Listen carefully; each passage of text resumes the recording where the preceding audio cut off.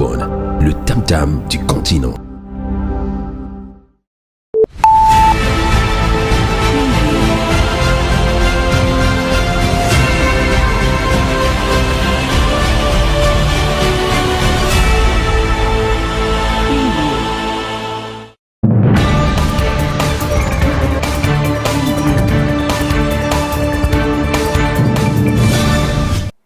(6:30 p.m. in Kambe, Ndonga Mantung Division, same time in Yaoundé, Cameroon's political capital. Good evening and thanks for joining us on this rendezvous of information this Monday, the 8th of September, 2025. Coming up today, safety, health, and artificial intelligence is the focus of the 2025-2026 academic year, which kicked off across the national territory this day. The first term of the 2025-2026 academic year will run till the 19th of December 2026. This comes at a time when the indomitable Lions of Cameroon are bracing up ahead of their 2026 FIFA World Cup qualifier match against the Blue Sharks of Cape Verde this Tuesday in Praia. The indomitable Lions must win to keep their hopes of qualifying to the 2026 FIFA World Cup alive. In the away leg game here in Yaoundé, Cameroon defeated Cape Verde by 4-1. Those were the top stories of the 6:30 p.m. newscast live from Yaoundé. The developments of these and more up next.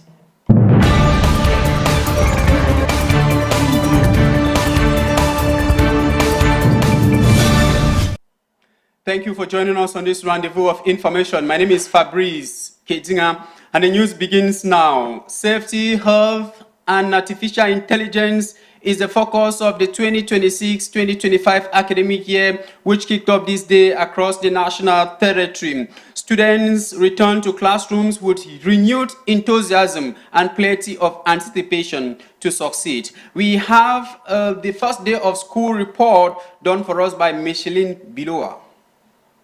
The first day of the academic year saw schools across Cameroon bustling with activities. Students, parents, and teachers alike gather early in the morning, ready to embrace a year filled with learning, growth, and new opportunities. In private institutions, school administrators emphasize the importance of discipline, resilience, and commitment to academic excellence. Health measures and school safety protocols were reinforced, ensuring a secure environment for all students. The hoisting of the flag, the singing of the national anthem, and we gave them some announcements for the running of the academic year 2025-2026. After that, we have also talked about the general theme of the academic year, that is health, security, and learning in the age of the intelligence, the artificial intelligence. This is the theme that has been chosen by the Ministry of Secondary Education. Educational leaders reiterated their commitment to improving educational infrastructure and access. Schools organized welcoming activities, including orientation sessions for new students and motivational talks by teachers. Classrooms were prepared with updated materials and introduced creative projects aimed at encouraging critical thinking and teamwork among students. Grateful that the new school year is starting. We are there, you can see in the campus, the teachers are ready. Some of them are already in the classroom with their chalks, and they are already giving the first instructions on how the school year is going to run. We just had a general assembly where the principal and administrators were present, and they provided some of the way forward that the school year is going to run. As Cameroon embarks on another academic year, the collective hope is that education continues to serve as a pillar for personal development and national progress. From Yaoundé, we take you to Kambe, the chief town of Ndonga Mantung Division in the northwest region of Cameroon, where schools resume this Monday. Out there in Kambe, it should be noted that Kambe is one of the few towns in the northwest region of Cameroon where education is effective since the advent of the Anglophone crisis. In Bamenda and Boya, doors of several schools remain closed this Monday, the 8th of September. The United Nations says 70% of schools in the troubled regions remain closed. Now away from education, traditional authorities from the southwest region of Cameroon have reaffirmed their support and confidence on President Paul Biya. This was at the close of last week during a consultative talk at the Presidency of the Republic with the Ministers of State, Secretary General at the Presidency, Ferdinand Gongo. During that consultative talk, the chief said they will make sure that everything is put in place ahead of the 2025 presidential election. Let's have highlights of that consultative talk in the following report. The chiefs from the southwest region of Cameroon are here. It is their turn as they have come to the Unity Palace for a consultative talk ahead of the upcoming presidential election with President Paul Biya, represented by the Minister of State, Secretary General at the Presidency of the Republic, Ferdinand Gongo. The discussion unfolds in a spirit of love, unity, and respect for fatherland. After fruitful consultation talk with the custodians of Southwest culture, they present a symbolic gift to President Paul Biya. This elephant, please, you would give it to the head of state. It's a symbol of our call that he should not close up. He should continue providing things for the Southwest region. Thanks. The chief also hands a motion of support to the Secretary General of the Presidency for onward transmission to President Paul Biya. In this motion, they are reaffirming their total support to him ahead of the upcoming presidential election, billed for October 12th. Mr. President, Your Excellency President Paul Biya, you are our candidate. We give you all the support. Come the presidential elections of 12 October 2005. Coming from the 6 divisions that make up the Southwest region, the chiefs expressed their total support for the candidacy of President Paul Biya for a new mandate. We have come here to renew our unwritten contract with the head of state. Since he became a head of state, there is an unwritten contract that he is our person. Nothing has happened to change that stance. They plan to take a message of peace, unity and living together back to the Southwest, while calling on President Paul Biya to come and launch his campaign in a town of legendary hospitality. The chiefs will do everything in their power so that the Southwest is not a launch pad for violence before, during, and after the elections. As we go back, we'll do all in our power. The chief ends their consultation by invoking the blessings of Southwest ancestors to protect President Paul Biya.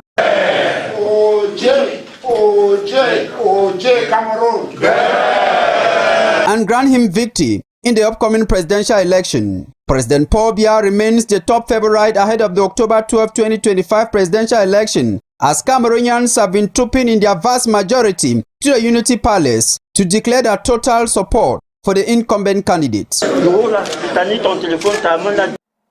From the Unity Palace, let's now talk about the Union of Socialist Movement, which is a Cameroonian party founded in 2011 by Pierre Kwemo.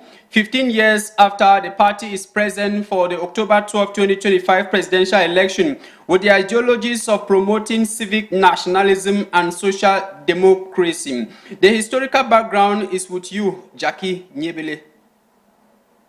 The Union of Socialist Movement was founded in 2011 by Pierre Kwemo, former vice president of the Social Democratic Front. In March 2022, the political party joined forces with the SDF, the Cameroonian Party for National Reconciliation, and the Democratic Union of Cameroon to form a 16-member opposition parliamentary group in the National Assembly called Union for Change. The party's ideology is social democracy and civic nationalism. Social democracy refers to a political and economic movement that emerged in the 19th century and aimed to incorporate elements of socialism into a liberal democracy.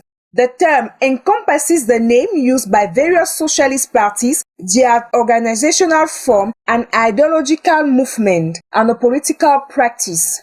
On the other hand, civic or liberal nationalism is a form of nationalism inspired by the rights of individuals and identified by political philosophers who believe in a non-xenophobic form of nationalism compatible with the party's values, tolerance, equity, and regardless of differences in origin or culture. From the historical background, let's now talk about Pierre Quemo, because in the report that follows, Micheline Bilowa has the profile of the presidential candidate of the socialist movement, Pierre Quemo.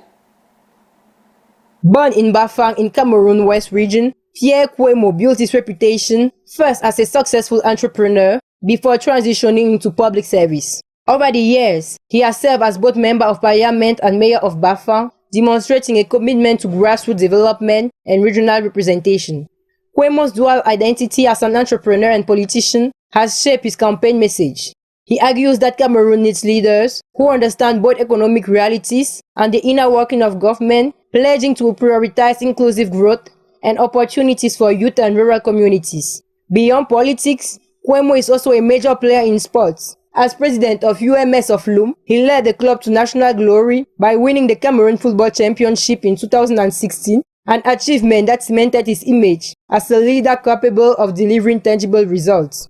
Today, as head of the Union of Socialist Movement UMS, Quemo is seeking to move from regional leadership to the national stage. His candidacy for the 2025 election reflects both his ambition and his belief that his mix of business acumen and political experience can drive Cameroon toward renewal. Supporters hail him as a practical and result-oriented leader, while critics question whether his influence extends far enough beyond his regional strongholds. Still, Pierre Quemo's profiles add a unique dimension to the 2025 race, a businessman-politician aiming to merge enterprise, governance, and grassroots representation. Let's now take you to Bamenda, where the presidential candidate of the UNDP party, Bello Buba Maigari, has presented his manifesto to the people of the Northwest region. This was during a political rally which took place over the weekend in Bamenda. Bello Buba Maigari urged the people of Bamenda to vote for him, which is a vote for change. We have highlights of the visit of Bello Buba Maigari to Bamenda in the following report. 2025 presidential candidate Bello Buba Maigari has promised to resolve the Anglophone crisis once he becomes president of the Republic. The UNDP chairman and candidate was speaking in Bamenda, chief town of the Northwest region of Cameroon, over the weekend during a political rally with his militants. Maigari, while addressing his militants, noted that he will engage in concrete dialogue with separatist leaders in detention so as to find a solution to the current conflict. Opening dialogue with separatist leaders for lasting peace and reintegration of those who wish to return. Bello Buba Maigari records that the Northwest region has produced some great Cameroonians whose contributions to democracy are not to be overemphasized. The Northwest has given our nation heroes. Ahead of them, Dr. John Gu Foncha, Honorable Augustine Jua, late John Frundi, the chairman of SDF, Cardinal Tumi, to name just a few.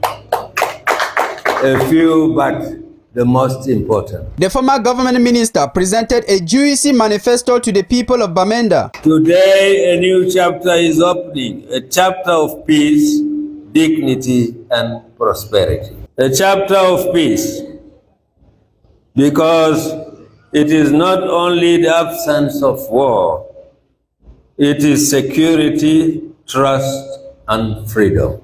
Bello Buba Maigari was treated to a hero's welcome by supporters and sympathizers of his party. The Northwest region has been in crisis, a crisis which has brought untold suffering on the local population. As the 2025 presidential election approaches, many are hoping for a change, but not hoping against hope. Now let's talk about culture, where film directors and actors in Bamenda have gained new skills in script writing and breakdown. This was during a training workshop which took place recently, organized by the Directors Guilds of Cameroon. Details of that training with Jackie Nyebele.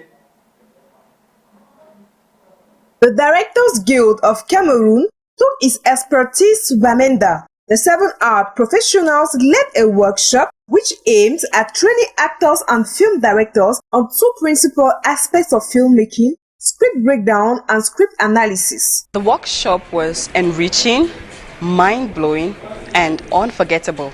A lot that I've learned, new things, basics and things that you need to put in place to be able to break down your script, to analyze your script and fully understand your character. So far the experience has really been enriching, and I'm glad that I came here today because I'm not going back the same. For 2 days, the learners were equipped with tips to successfully carry out their activity and develop hard skills in practical areas of filmmaking. I was hoping to come and get more mastery on how to be able to live truthfully in the present as an actor and be able to live completely from myself as a human and step into a character presented to me. And also I was looking forward to having more of practical trainings, and I would tell you that my expectations were met, because from the very beginning right up till now we've been having practical trainings. We had groups that we had to sit in, work and then present on stage. These workshops have been beneficial to the people of Bamenda and seem to be a cheered-up initiative for the movie industry. And if you're just joining us, you're watching the 6:30 p.m. newscast live from Yaoundé.